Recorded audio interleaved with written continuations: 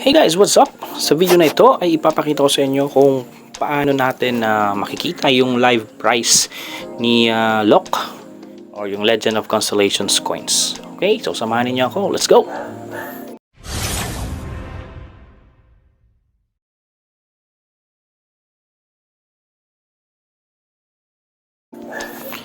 So first thing na gagawin natin ay pumunta tayo sa Play Store at hanapin natin yung app na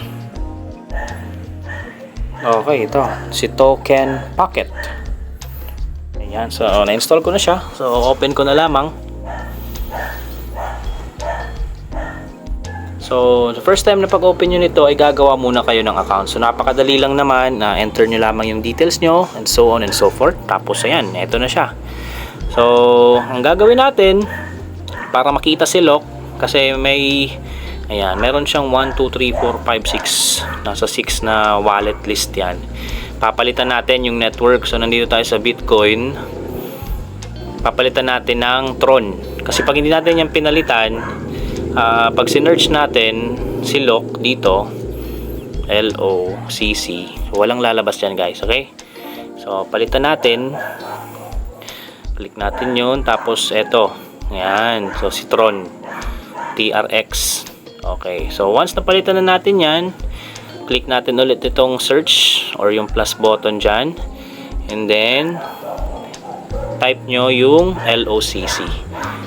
Ayan, lalabas ito, and yan, dalawa yan dyan guys, pero ito yung i-click natin sa baba, itong TNHPY na unahan. So just click on the plus, ayan, plus sign. Ayan, so lalabas na yan dun sa ating ayan, so nandito na siya sa wallet natin, na TRX wallet, and then click natin si Lock, and then para makita natin yung price, ayan, actually ito yung live price nya, pero click natin yan para makita natin yung graph. There you go.